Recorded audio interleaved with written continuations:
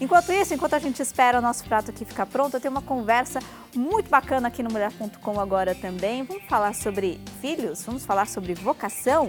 Eu estou aqui com a irmã Maria Elvira. Tudo bem, irmã? Bem, Elvira Maria, perdão. Elvira Maria.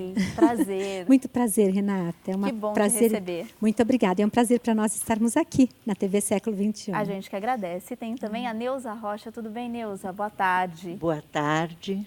Muito obrigada pela recepção. Estamos aqui também para participar desse programa com muita satisfação. E nós estamos muito felizes em recebê-las aqui hoje também no Mulher.com. A gente vai falar hoje sobre filhos, educação dos filhos, vocação, despertar da vocação nos filhos e em toda a família também. A irmã Elvira e a Neuza fazem parte do movimento de Schoenstatt, está certo falar assim? Está certo, sim, Schoenstatt. Schoenstatt. Isso. Vou aprender, até o fim da entrevista eu aprendo certinho a falar com sotaque e tudo. Então, irmã, eu queria que a senhora começasse contando para a gente o que é um movimento. O movimento de Schoenstatt é uma obra internacional e que está espalhada pelo mundo inteiro. Iniciou em 1914 em Fallendar, na cidade de Fallendar, mas no bairro, podemos assim dizer, chamado Schoenstatt, que significa um belo lugar. A natureza é muito linda lá, por isso que o local até hoje continua sendo lindo e agraciado. E iniciou então em 18 de outubro de 1914, com o padre José Kentenich, que era o diretor espiritual de jovens seminaristas, e estava estourando a Primeira Guerra Mundial, e eles não tinham onde se reunir. Iniciou então eles se reuniram então pela primeira vez nesse dia na capelinha que era dedicada a São Miguel, e o padre Kentenich, numa conferência inspirada por Deus, falou: que tal se nós convidássemos a Mãe de Deus para estabelecer aqui a sua morada? E nós então ofereceríamos a ela nossa oração, nosso sacrifício. E aí discorreu uma conferência muito linda e que deu início então a essa obra internacional que está espalhada por todos os continentes.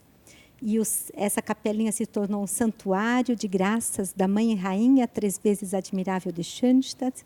E no Brasil nós temos 23 santuários. É uma graça, só, 23, dos mais ou menos em torno de 200 que tem no mundo inteiro.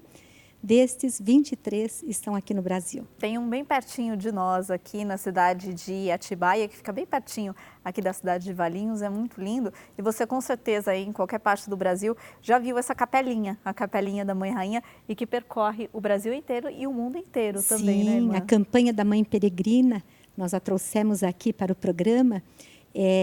Estamos comemorando 70 anos da fundação desta campanha da Mãe Peregrina, que iniciou-se aqui no Brasil. Seria um outro programa para poder contar também. Tem muito assunto também, né, para falar sobre isso. E nós, então, estamos essa imagem de graças que visita as famílias. E o padre Kentenich disse: se nós olharmos com fé a imagem da Mãe Rainha, ali estarão as graças do santuário. Então, as graças do santuário, que são a graça do abrigo, que a gente se sinta abrigada em Deus, a graça da transformação, que nós possamos nos transformar para o bem, que nós estamos em contínua transformação, não é? E a graça do zelo apostólico, que nós possamos levar esse Deus que é Pai, que é bom, a Mãe de Deus, a todos aqueles que nos rodeiam, onde trabalhamos, onde andamos. E isso ocorre, essa graça. Com certeza. Eu ia até perguntar, dona Neuza, por que a senhora faz parte do movimento de Schoenstatt, mas só de ouvir a irmã Elvira falar já dá para entender, né? Como é gostoso ouvir falar sobre isso, sobre a mãe que nos acolhe, que está sempre junto com a gente. Mas eu queria entender, dona Neuza, como que a senhora entrou no movimento, o que a senhora faz lá? O movimento apostólico de Schoenstatt, ele, em 2014, comemorou 100 anos. A presença do leigo no movimento de Schoenstatt, este ano, comemora 100 anos. Então, foi um pouquinho depois que se abriu para o leigo. E, na medida dessa abertura, no século XX, em 1920, a primeira mulher fez parte do movimento apostólico de Schanstatt. Então, graças à participação de uma coluna feminina, se abriu o leque. Não eram mais só seminaristas, não eram mais só os jovens, os rapazes, oriundos da Primeira Guerra, mas com esse ramo feminino puderam, então, surgir comunidades como das Irmãs de Maria e comunidades como aquela que eu faço parte. Qual é? Que é a União de Mães de Schanstatt.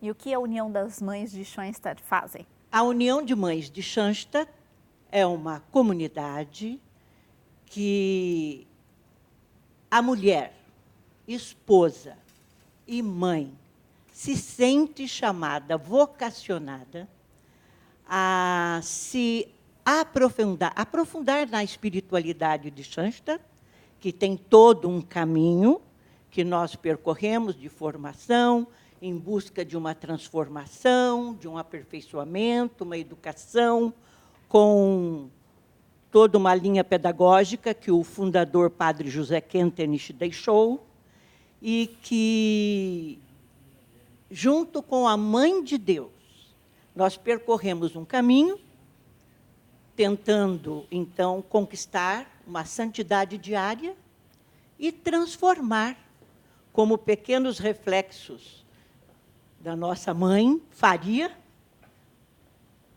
no mundo de hoje, o nosso lar. Primeiro a nós mesmos, o nosso coração, a nossa transformação. Depois o nosso lar, influenciando nas atitudes. Nosso modelo é a Mãe de Deus. Então, as nossas atitudes também devem lembrar um pouquinho o que será que a Mãe de Deus faria no meu lugar. E eu tenho certeza que tudo isso contagia de uma forma muito positiva a família inteira. Então, essas mães que se sentem vocacionadas a participar do movimento acabam levando, né, irmã, para a família toda também essa vocação e essa mensagem. Como é que a gente pode descobrir essa vocação? Para a vida religiosa, como a senhora, sim, ou como a dona Neuza, para levar para a família? Vocação é um chamado. Em primeiro lugar, nós estávamos assim refletindo quando viríamos aqui para o programa, não é? Eu fiquei pensando, né, como transmitir isso aqui para todos aqueles que nos assistem. Vocação significa chamado. Então é Deus, quando nos criou, né, lá quando nossos pais, não é, uniram os gametas e assim fomos formados e fomos gerados, criados. Então Deus nos deu uma missão. E se eu, ao longo da minha vida, na minha família, vou tendo esse cultivo da vida religiosa, né, participando da missa, rezando em casa, podemos falar isso depois um pouquinho. Então, isso tudo vai criando, fazendo com que nós tenhamos Deus como fazendo parte de nossa vida, nós vivendo com Deus. Então, quando nós crescemos, aí vemos o que? Isso depende, né? Tem pessoas que já são chamadas quando crianças, outros mais adultos. Então, o que eu vou fazer? Né? Aquela pergunta célebre, né? O que eu vou ser quando crescer, não é? Então, aí vem, sinto o chamado, é um chamado mesmo. E que a gente acaba dizendo sim, que tem que ter coragem para dizer o sim ao chamado, seja ele para a vida de matrimônio, ou para a vida consagrada, tanto como mães também, como sacerdotes, como a função do leigo na igreja. Então, dizemos a esse sim a esse chamado. E Deus nos dá a graça para que a gente tenha forças e de seguir em frente. Dona Neuza, e como despertar essa vocação nos filhos também, dentro da família, ou até fazer com que aflore essa vocação, né? Que às vezes está adormecido, ou a criança não sabe nem identificar essa vocação, que pode ser para a vida consagrada, ou pode ser para propagar a mensagem de Deus entre os colegas na escola, né? Como é que a mãe ou os pais podem ajudar os filhos nessa educação vocacional? Nos documentos da igreja, os escritos dos nossos papas, né? Sempre vem que a família é o primeiro lugar de catequese. E que a família não pode deixar essa sua missão. A igreja, na medida em que a família pertence a uma comunidade eclesial, ela também vai despertando. Mas o despertar é ver o amor que começa, né, com o casal. Tudo deve ser um reflexo do amor de Deus, né? Então, a mãe, por ser o lado, como se diz normalmente, do coração na família, ela tem um papel importante, porque ela compreende e penetra mais os sentimentos. Então, a forma como ela leva para os filhos certos hábitos dentro de casa, certos costumes, assim, no sentido religioso. Então, isso faz com que a criança, desde muito cedo, ela participe de uma vida que tem um conteúdo espiritual, mesmo que ela ainda não compreenda que é o espiritual que está sendo cultivado. Ela brinca, é lúdico, né? Então, nós nos esforçamos. Posso dar um exemplo? Claro. Né? Então, estão se aproximando as festas natalinas. Nós temos o Advento, com 4 domingos que antecedem ao Natal. Em Xanxta, como mãe, aprendi que nós podemos levar essas festas, muitas celebrações litúrgicas, para a nossa casa, para o nosso lar, como igreja doméstica, que nós chamamos de santuário lar. Então, nós podemos, a cada domingo de Advento, organizar, com uma coroa do Advento, uma celebração, onde as crianças já disputam quem vai acender e apagar a vela, né? E a beleza das cores. E se alguém já sabe ler um trechinho da leitura da celebração, já fica destinado àquele filho, né? Também ele pode colaborar com bons propósitos. Antes de terminar aquele domingo e apagar a vela, vamos tirar um propósito para essa semana. E a criança encontra o propósito.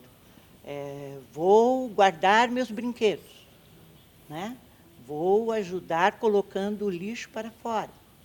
Vou arrumar o meu quarto. Quer dizer, são tarefas simples. São coisas simples. Para a criança e que já vai criando nela essa educação. Isso. E as crianças crescem. E até se casam. Eu tenho 4 netos. Então, agora, em casa, continuamos com a tradição. Os filhos se reúnem na nossa casa para a preparação do Natal com o Advento, e os meus netos agora estão com essa parte que eu exemplifiquei. E eles participam, então, com esse lado que deixa de ser simplesmente o social, para compreender que a expectativa com a chegada do menino Deus tem algo além. É uma tradição que vai passando gerações. Exato. E até o próprio fato, irmã, das famílias que recebem a capelinha da Mãe Peregrina, também é uma forma de inserir as crianças nesse momento de oração, os filhos nesse momento de oração, a expectativa pela chegada da capelinha, pela oração em família naquele momento. Sim, isso sem dúvida, Renata. É um apostolado que é inserido na vida da família. Não é todo mundo, por exemplo, nós chegamos agora aqui e essa senhora falou, olha, dia 4, uma senhora que nós encontramos, dia 4 recebemos a imagem peregrina, quando mostrei para ela. Então, quer dizer, já faz parte da vida dela. Todo dia 4 eles esperam, a família espera. E aí a recepção da imagem, tem a oração, depois, olha, a mãe está conosco, a mãe de Deus, Jesus está aqui conosco hoje, vamos ter um dia especial. Então, isso é muito importante para a vivência da família, da vida familiar, como da vivência da criança. Que quem de nós não se lembra quando a gente rezava o terço em casa? Não é verdade? Quando fazíamos a oração, quando participávamos de procissões. Então, tudo isso vai fazendo com que a atmosfera familiar, em meio às adversidades do dia, se pensarmos, Renato, os problemas que nós temos hoje em dia enfrentando, e é só Deus para nos dar força. E aí vai vendo, vai despertando na vida da pessoa o chamado que a vocação também, nós somos chamados ao encontro da felicidade. Que, seguindo a vontade de Deus, nós seremos felizes. E vamos realizar a nossa atividade com tranquilidade, com serenidade, mesmo que tenhamos dificuldades, mas a gente segue porque sabe que é a vontade de Deus, estamos seguindo e que a Mãe de Deus está conosco, nos conduzindo. Mas às vezes é tão difícil, né, irmã? Porque tem muitas famílias que realmente antes tinham a tradição de se juntar, rezar o terço todos juntos, todos os dias, naquele determinado horário, os pais com os filhos. A minha mãe mesmo conta que na família dela, na nossa família, era assim, todos os dias todos rezavam o terço juntos. Mas hoje em dia as crianças têm tantos estímulos, tem internet o tempo inteiro, tem jogos o tempo inteiro, tem televisão. Como é que faz para tentar unir a família em meio também a esse mundo tecnológico que está aí, que não vai acabar? Não, vai aumentar. Vai aumentar cada vez mais. Diversificar, não é? Para os pais é um desafio cada vez maior tentar despertar a vocação nessas crianças e evangelizar mesmo a família, não é? Então, nós precisamos ver os meios que temos hoje para aproveitar e evangelizar e promover uma atmosfera sadia no lar. Porque é sobre a gente ver as notícias aí, estão ao nosso redor, os nossos vizinhos, os amigos. Então, por isso que é importante aproveitar o momento, a participação da missa aos domingos, não é? Ter um momento de conversa, uma conversa sadia, no momento da refeição. Aí cada família, conforme a sua estrutura, precisa verificar. E quando a mãe chega em casa, então é ela e Jesus que vem chegando, não é verdade? E sempre, olha, eu trouxe até o livrinho que esse ano as irmãs da campanha da Mãe Peregrina prepararam junto para cada família. Então tem uma proposta missionária neste ano em que cada família adquire, então, a imagem pequena da Mãe Rainha e vai fazer um trabalho apostólico. Vai levar essa imagem no final das reuniões, tem uma proposta de 5 reuniões, e que na última reunião vai levar essa imagem de graças da Mãe Rainha para uma família que passa por dificuldades, ou que não tem cultivo da vida religiosa, ou aquela família que esta família quer presentear, não é? Então, para causar uma alegria, aí leva, então nós já estamos contribuindo para que outros possam ter a vivência que nós temos. Então, isso tudo em família vai facilitando o crescimento de cada um, vai proporcionando um crescimento assim de honestidade, com virtudes. Não é só a oração, também é o exemplo. Como nós desenvolvemos a nossa atividade, não é? Vamos para a escola, é aniversário de alguém, vamos rezar, vamos lembrar, olha, hoje é dia tal, não é verdade? Hoje fulano faz aniversário. Esse cultivo, lembrar, vamos rezar hoje a Ave Maria, a pedir a bênção de Deus quando acordamos. Depois, ver os pais também rezando, o exemplo é muito importante. Por isso que a gente sempre diz que os pais são os primeiros catequistas Sem de uma dúvida. criança, não é? Porque é pelo exemplo deles, de ir à missa todos os domingos, de rezar todos os dias em casa, a hora que acorda, antes de dormir, que vai despertando na criança, nos filhos, também esse amor por Deus, esse amor por nossa Mãe Maria Santíssima. Tenho certeza que isso é o que move aí cada vez mais vocações. Agora, dona Neuza, eu tenho certeza que tem muita gente assistindo a gente e que está pensando assim, poxa, eu queria que a minha família fosse igual à da dona Neuza, que os filhos, que os netos rezam todos juntos, que fazem essa preparação para o Natal, durante esse tempo de advento, todos juntos. Mas a gente sabe que a realidade de muitas famílias não é essa, que os pais gostariam que fossem, mas não são. A senhora tem alguma palavra de incentivo para essas pessoas? Fala um pouquinho mais pertinho, assim, para a gente ouvir. Quando nós decidimos pela vocação do matrimônio e ter filhos, Então, sabíamos que iríamos enfrentar muitas dificuldades, responsabilidades. Mas nós temos que cultivar, então, a nossa vida de oração, procurar encontrar um caminho que nos leve, que nos incentive, buscando melhorar a cada dia na santidade, pedindo, né? Porque a igreja nos oferece não só a oração, mas muitas opções, como encontros, movimentos, como que eu pertenço, o movimento apostólico do Schanstatt, mas também a oportunidade que nós temos de nos aprofundar na oração e pedir a graça. Pedir a graça e ser resistente, não desistir. Sempre eu falo, né? Nós sabemos que a mãe de Santo Agostinho, Santa Mônica, esperou 30 anos porque eu estou reclamando, né? Então, vamos também ter essa fé mantida, mesmo nos reveses, né? Agradecer a Deus por tudo.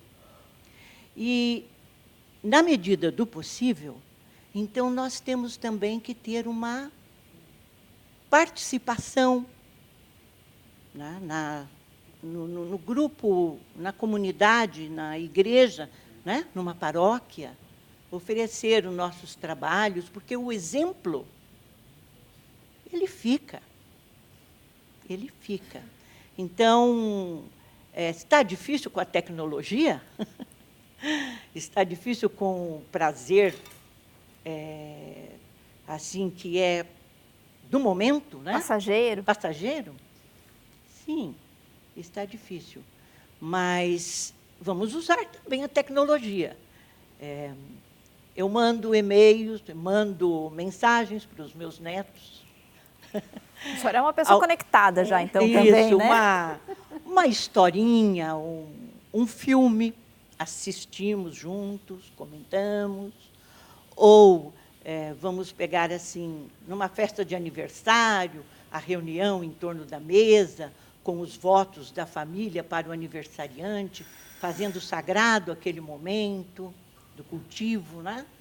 E, assim, minha netinha de 2 anos e meio, outro dia meu filho mandou um áudio, né? Com a oração dela do Santo Anjo, inteirinha, bonitinha, porque sabia que a vovó ia gostar. Que bonitinha. Então, tudo isso cria uma atmosfera sagrada. No movimento de Schanstatt, nós temos um cantinho de oração, e nós depositamos as nossas dificuldades e as nossas alegrias nesse lugar. Assim como a gente tem o lugar social da casa, né? Nós temos um lugar de oração.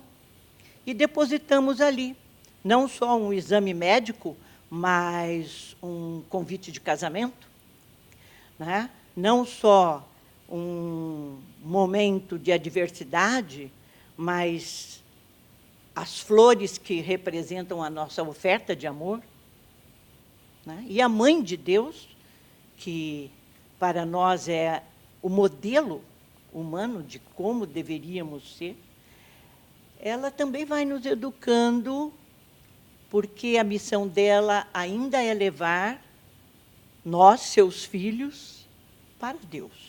E quando nós nos unimos em oração, o fardo fica muito menos pesado, não é? Então, de repente, você está assistindo a gente aí, também faça isso, como a dona Neuza falou, tem um cantinho aí para colocar em oração os agradecimentos, os pedidos, divide isso com a sua comunidade também. Tenho certeza que o fardo vai ficar muito menos pesado. Irmã Elvira, eu queria perguntar sobre vocação para a senhora. Como é que a senhora descobriu a sua vocação?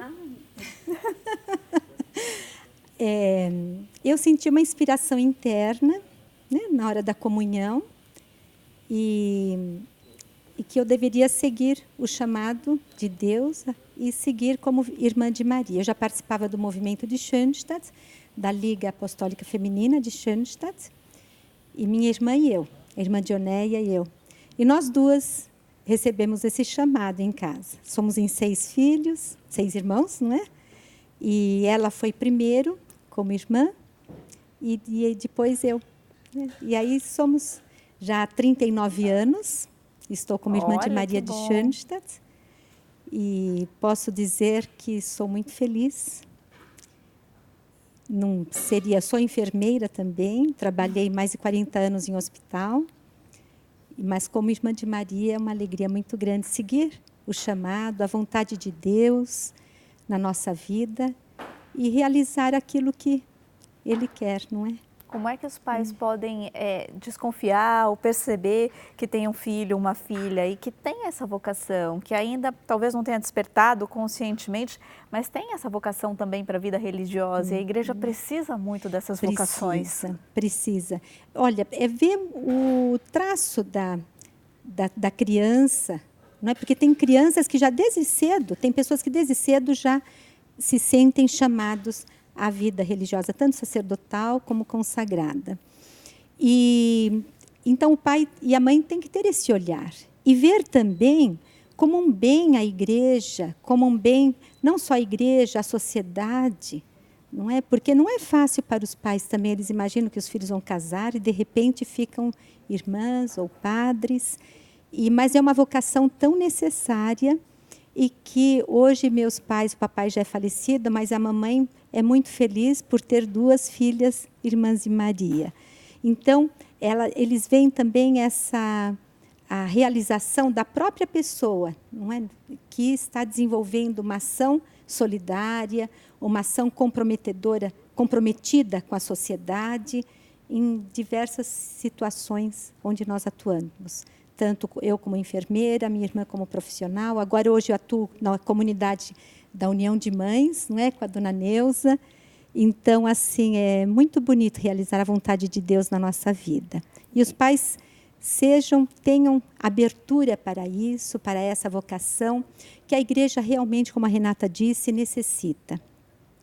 Necessitam de apóstolos, de pessoas que sigam o chamado de Deus e possam levar a palavra a tantos que precisam. E o que os pais querem, tenho certeza que os seus, a sua mãe ainda hoje, o que quer é ver os filhos felizes. Sim. E quando os filhos estão felizes, os pais também estão. Sem e uma dúvida. vocação tão bonita assim, quando ela é acolhida, ela traz uma felicidade imensa, acredito eu. Sem dúvida, não só para os pais, também para os irmãos, os primos, todos eles, não é? A gente vai divulgar aí os contatos do Movimento Apostólico de Schoenstatt para você também poder entrar em contato, se quiser receber a mãe peregrina aí na sua casa, quiser tirar dúvida, quiser fazer parte da União das Mães, como a dona Neuza faz também, fica aí os contatos para você entrar em contato com o movimento. Irmã Elvira Maria, muito obrigada por participar do Mulher.com. Muito obrigada também, Renata. E também o movimento de Schoenstatt, ele é bem amplo. Tem lugar para todos, desde os romeiros que vão ao santuário, né, só peregrino ao santuário, como também famílias, tem grupo de famílias, grupo de adolescentes, tanto meninos e meninas, grupo de jovens, feminino e masculino, também os casais, as moças profissionais, moços também. Então, vale a pena. Tem espaço para todo mundo. Tem espaço para todos aqueles que querem. Nossa igreja é muito linda, não é? Graças a Deus. Estados de vida e também em grau de aprofundamento. Né? Se quer ficar num movimento como cumpridor de seus deveres como um bom cristão e não quer aprofundar, tem lugar. Se quer aprofundar um pouco, como leigo, tem lugar. Tem espaço para todo mundo, com certeza. É um movimento que acolhe a todos, Isso. Não é, dona Neuza? Muito obrigada também por participar do Mulher.com. Obrigada às duas. Nós que agradecemos. E vamos presentear para você, Renata, essa imagem, não é? Que a mãe possa também realizar graças na sua vida, na sua família. Amém. Obrigada, muito obrigada pelo carinho, pelo presente e por terem vindo aqui ao Mulher.com. Muito obrigada. Bom retorno para vocês. Muito obrigada. E fica o nosso convite também para você despertar a sua vocação e a vocação na sua família.